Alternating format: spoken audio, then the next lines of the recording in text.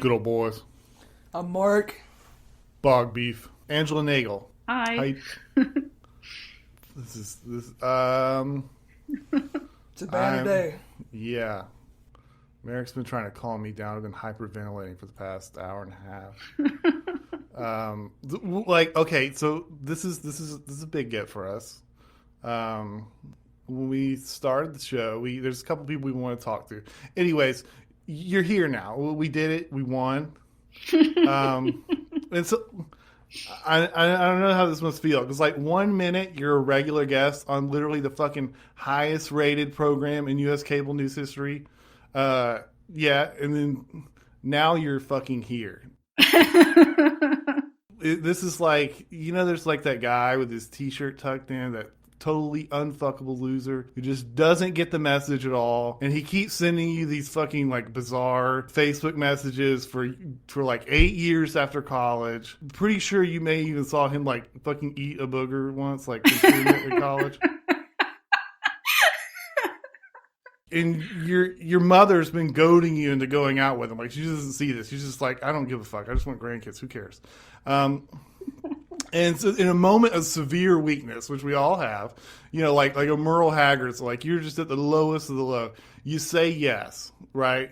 And now, like for the next hour, like you are fucking imprisoned, like at the Red Lobster on the other side of the table, while this piece of shit, like this.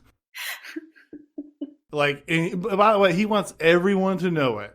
You get to hear, like, for the 85th time, all these obnoxious, like, hey, waiter, I think the Mick Lass here might want to start out with a couple shots of Jameson. I think she's getting the shakes. It was a long cab ride. You're here. Yeah. I've got, like, some people have asked me, like, who's Angela Nagle or whatever. So here's the story I give, which may be, like, just a complete thing I made up. I don't know. I've done a fair amount of narcotics, and so I'm gonna like tell your biography, and then you just come in and just fix it, okay? All right. This is like 8,000 years ago, like 2015 or something.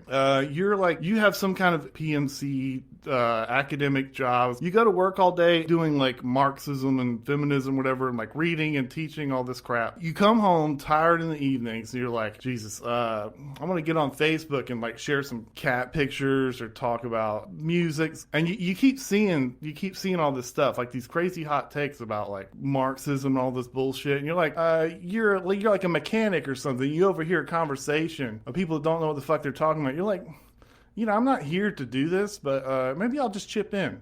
Like, hey, you guys, that's not really what how the labor theory of value works. You wrote this book, available at fine bookstores everywhere. Angela Nagle, Kill All Normies, Online Culture Wars from 4chan and Tumblr, the Trump and the alt-right. You document this machine, and then it came after you. Yeah.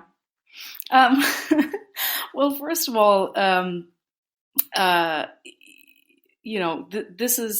there's lots of, it's very much my choice and my pleasure to do shows like this, like, because this is a really good show. And, when I would much prefer to listen to this than, a lot of the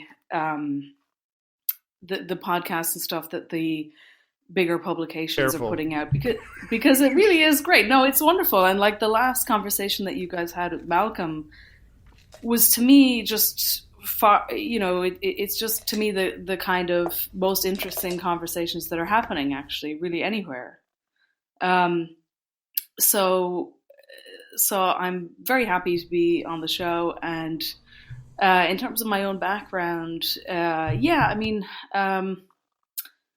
well, I was sort of political before I got into writing or the academic stuff or anything like that. And I think the first, like actually from a very young age, so the first kind of thing that politicized me was the big protests that went on all over the world about the Iraq War. Mm-hmm. And the left was very much on the correct side of that.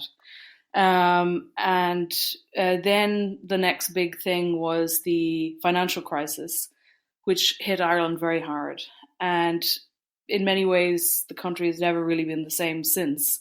Before the financial crisis, it was like a really great place to be, because we were in this really perfect, like ideal sweet spot between, we benefited from all of the kind of social fabric and the social capital of it, of the very conservative society that existed before, but the we Green also Dragon.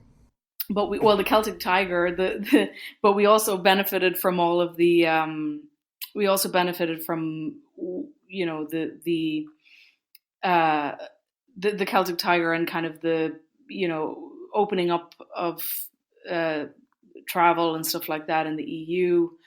Everything seemed to be going very well. Everything was very optimistic. And then the financial crisis kind of changed all of that. Like Ireland has had, for example, a housing crisis that has gone on for a decade or something. There's huge homelessness. Dublin is one of the most expensive cities to rent in the world. Oh, really? I know, it's really incredible. Yeah, I mean, it's all just very artificially inflated, and long story short, what happened was that Ireland is a very young nation, so in the early stages of trying to build a kind of productive or industrial economy of our own, we basically just gave up on that and decided instead to be a tax haven. And in the beginning, we got all these benefits, of course, from that. But you can't base an economy on that level of nothing, basically, right? Of like speculation and stuff. So it's very crisis prone. Unionize the PO box that Facebook guy sends his big fat checks to in Dublin. Yeah. And so so I kind of feel still very much like, as much as I have come to feel as contemptuous as like Malcolm does about the left and everything, it is true that the left's economic analysis has been, generally speaking, has been vindicated, and that the kind of the Reagan and Thatcher sort of era, as well as the third way kind of Tony Blair, view of things has been proven wrong, and yet here we are, the very vital and very necessary kind of historical project of the left, which was supposed to be to defend the interests of the working class, is more necessary than ever, because we have this situation where wealth is being more and more concentrated at the very, very top of society. And yet the left has attached itself, has fused that very necessary project with this kind of absolutely disastrous, antisocial, like civilizational death kind of cult, which is basically everything else about the left, its entire moral, social, cultural project. And so that's the problem that we're in. We haven't actually moved. If anything, we've gone backwards since 2016. That situation, that problem has still not been solved. So I still am very much on the left on all economic questions. I just think that we have not found a way. We've failed to find a way to take that and remove it from all of the other stuff that is attached to it in the thing that we refer to as the left. When you said that you had politics before, it made me think of this Mike Tyson quote where he said, "Everybody has a plan until they get punched in the face." Yeah, that's been the problem for a long time. And, in many ways, like, I wish that I could sort of move on from this question, because it's very frustrating, and it's kind of the worst no man's land to be in politically, because you're on the side of a group of people that hate you. But the truth is the truth. And like, I just can't see it any other way. This is the problem of our time. And, there are people on the right who are kind of trying to reform the like the Republican Party and trying to reform the right parties around the world to change their kind of economic focus. I don't know if that will be successful, but right now it seems just as likely, maybe more likely, than the left doing the reverse, dropping some of its disastrous social projects. Well, you said that you basically world-destroying ideas, and it's funny because my conception of the left used to be that they had people who had, they're idealists, they have these ideas that, in a perfect world. That was always the thing about the critique of socialism from the right. It was like, well, if people were angels, you could do this. But actually, after seeing the arguments and seeing some of the things they have gotten that they wanted, and it's really turned out extremely poor. It feels the opposite. It feels like, the fulfillment of the death drive. It doesn't feel like a utopian system at all. It feels like something that it would be chaos and horror. Like, for example, you got a lot of pushback because you essentially said that unlimited immigration is bad for the value of labor. Correct? Mm-hmm. And the welfare state too. Right, and you were very viciously attacked for this. So you treated like everyone's heard the things. Yeah. So how do you what I'm trying to find a diplomatic way to say it? How many people are there on the left who would have sensible policy ideas with regards to immigration, welfare state, labor? Like, how would you possibly get from where you are now, which is that you have to be supportive of pretty much open borders one way or the other, to just an idea that would, I guess, 40, 50 years ago would have been obvious to, like, the emerging welfare states in Europe, right? That you can't just let everybody in and continue to have the same standard of living. Yeah. Well, the thing is, you can have, one of the reasons why, I guess capitalism has been so comfortable with this kind of new form of the left and has been so on board with all of its cultural projects is because the free market actually does. There's no real such thing as a free market, but at least theoretically, the free market does it can work with absolute social chaos. Like, in the sense that if the place where you live that you thought was a country is going to be turned into just an airport of no real, like, coherent body of any kind, you can capitalism can work freely, and in fact it's probably the ideal system for the whole world to be changed into a glorified airport terminal. But you can't have that if you want any form of collectivism. If your economic projects are based on a kind of collectivism, right? You have a sense of that there is some kind of body of people, a nation or whatever it might be, and that group of people understand that they have to row together in some way.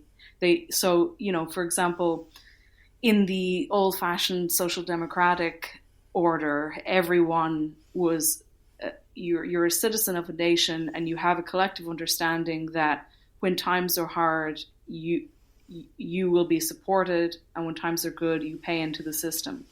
So when you have a job, you pay your taxes. If you become unemployed, you can get welfare because you are part of this this collective of people, and you essentially bail each other out, right? You stick together, you support each other.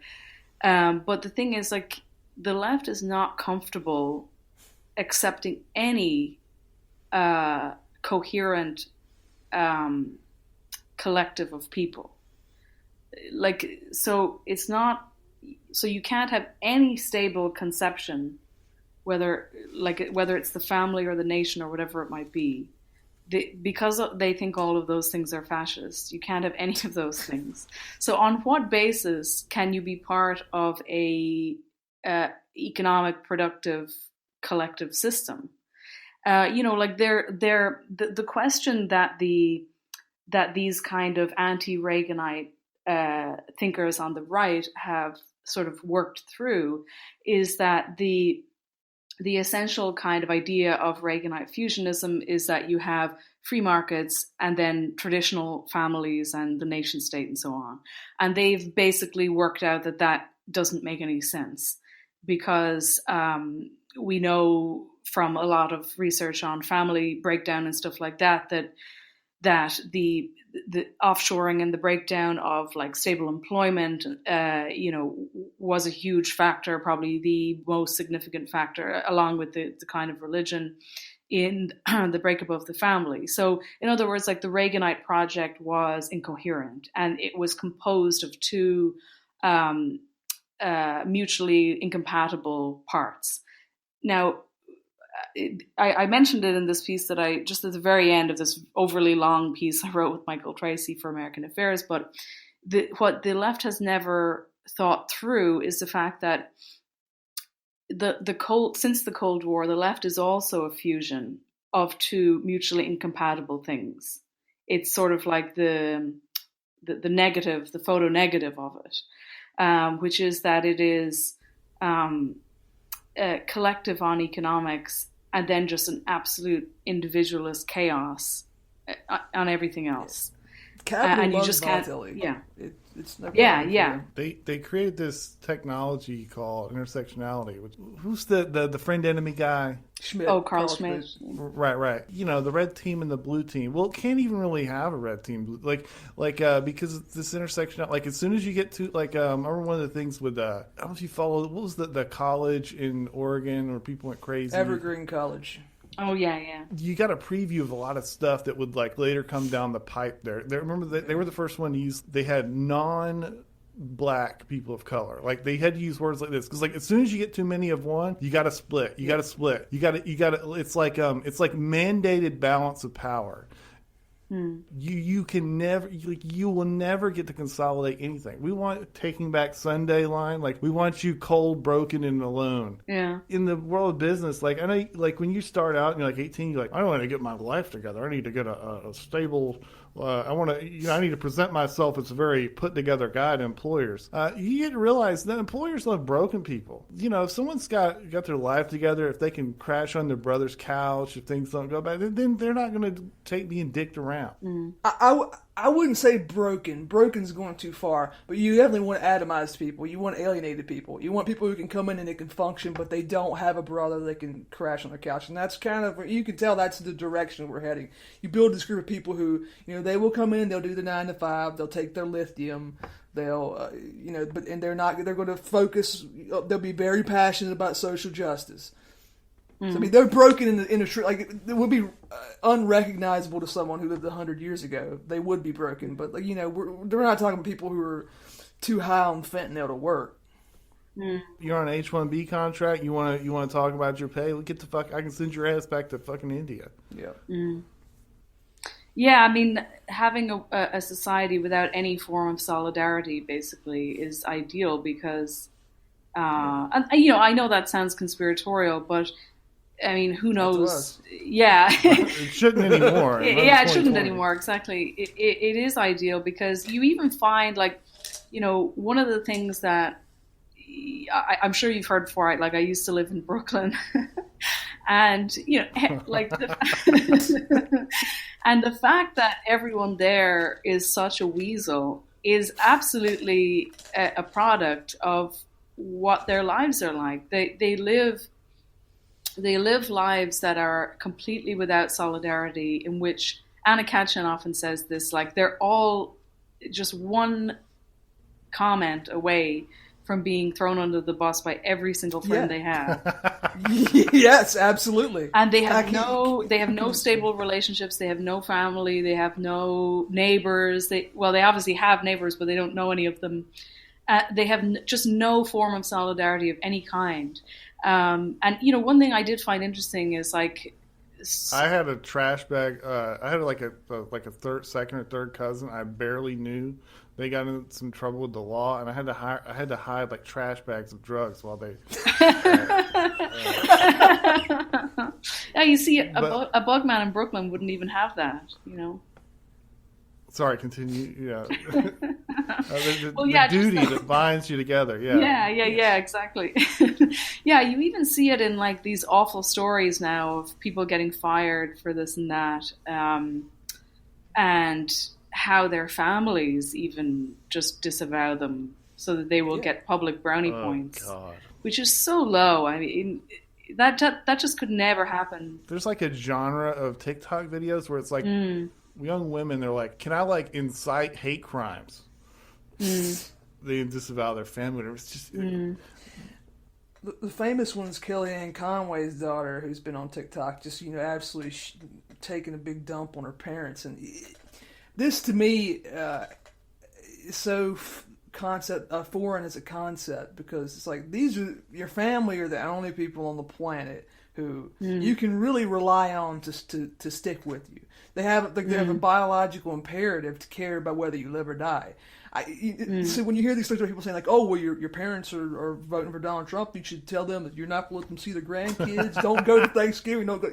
That's the exact opposite. You should never let politics, regardless, come between you and your family. It's the most retarded idea I've ever heard. Yeah. But Yeah, I mean, if I had a sibling who turned out to be a serial killer, I mean, I would still visit them in prison and bring them books and stuff. You know what I mean? Like, there's absolutely no like. So it's so hard to really comprehend like these people who are so proud to snitch on. I mean, being a snitch and also snitching on your own family is just unbelievable. But what's so scary about it too, and this is kind of like this is, I think, also. I mean, I'm not a religious person, but this is undeniably a product of what the world without religion looks like. In the sense that when you take away the role of religion in sort of sanctifying these very positive, like, pro-social norms, it just gets replaced with this like disaster that we have. Like, what's so amazing is when you see someone doing this, you think, how could you do that? You can't do that.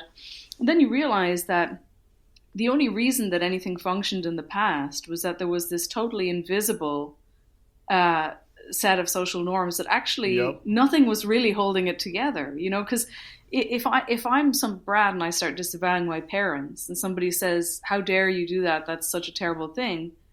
That brat can just say, well, who's going to stop me? I'm going to get famous now. And you and whose army is going to stop me? You don't have anything you can use against me here, because the moral norm has now changed to being a snitch, disavowing your own family, being a traitor to your own family, being a traitor to your own country is totally fine. I've mentioned this on Twitter before, a story from my mom's youth growing up in the 60s in the South, in rural South, and there was a person who lived near her who abandoned his wife and his children. He ran off with another woman, and his entire family disowned him. His mother did not include him in the list of her children in her obituary. No one ever talked about him because he violated one of these. There was it wasn't a law written down anywhere, but he violated the social norm, and there were actually consequences for it. He had to leave the community and become a rootless person. But once those guide bars are gone, then anything goes. Do whatever you want. Do you think those people that disavowed him, do you think they understood like the domino effects and how that how this bolsters community by having these pro-social norms like this? I'm sure they were well versed in the sociology. Yeah, I think that people do understand it intuitively, and it is so incredibly complicated. Like, if you have to go back to the very beginning and like rationally work your way through all of this. Why is this social norm positive? Why is this one negative? It takes a really long time. That's what we're doing. Yeah, but unfortunately, we're going to work through so they're like, okay, so the police are like these guys who replace slave catchers, and they just kill people for fun, or they just like shoot black people for no reason, and then like okay, so we'll have no cops, and then like random people go around shooting and stabbing people, and they're like, oh, maybe we should develop some kind. There's a couple thinkers like God of Twitter, Nassim Nicholas Taleb. He's had a bad year though. My favorite interaction with this, Talib was arguing with Brett Weinstein. Weinstein was like, oh, Christianity's bullshit. One of Talib's specialties is sort of like explains to people like how this stuff works and why like these rules of thumb, religion, these norms stuff work. He's like cussing out Brett Weinstein. He's like calling him a motherfucker and telling him he'll kill him. At the same time, he's explaining to him like why. He's like, you see, we have this religion thing. He's like, and you piece of motherfucking shit. This is why you don't just go up people. And it was beautiful. Yeah. Why do you go to hell if you abandon your spouse? We have this wonderful. So in the South, my mom told me about it. You didn't shack up, right? So you didn't move in until you got married, right? So you buy this house, you get married, your husband gets back from service, whatever, and you move into the neighborhood. And so there was this thing where the ladies in the neighborhood would sort of scope you out, make sure you knew how to cook. And like, if you didn't know how to cook, it was okay, but they would like pull you aside and be like, "Listen, honey, we're gonna come over. We're gonna talk about, flour and how to make a decent meal, or you'll be a shitty wife." And these people felt like that, like this is just something you have to do. Yeah, it was very much the same when I was growing up as well. I grew up in the countryside, so we probably have pretty similar experience. I think that might so we're all like hinterland people from where the action is, right? Yeah, we don't enunciate and stuff. This is like an alliance of backwater people. I wonder if how much that like affects like the intellectual freedom thing. What do you mean? Well, Angela doesn't sound like a dumbass like we do. Well, you mean just that we're different. You mean just that we're not on board with we're not sort of naturally aligned with bug people. I think we would feel a lot more pressure if we were, say. Oh yeah, for sure. I think it's maybe obviously once you hit the big scene, it was different. But before that, like you could probably say and do whatever you thought. Ireland was just a backwater node, right? Mm-hmm. Yeah. I want to jump into a big question, just throw it at you and see what you say. Okay, so one of these big things that we talk about is these PMCs, and how everything has changed in the past like 5 or 6 years. The left is like this bourgeois supremacist movement, basically. I like really dumb, stupid, like one single sentence explanations for things. Let me try this one out and see what you think. What if like the reason that this certain class has developed so much power is just because of like basic technology, things like Excel? That's it. Everyone has computers, not even very much skill in like any of these like organizing things, anything that requires college, working with your brain are just like 100 times more potent and powerful than they were 20 years ago. Yeah, no, that's definitely I mean, and this was planned, right? Like the plan was you offshore as much of the productive economy as possible, and you have you grow the knowledge economy, you send everyone to college, and you have the creative economy and the knowledge economy and stuff like that. We typically associate it with Tony Blair, because he kind of articulated it the most. But if you actually go back and look, there's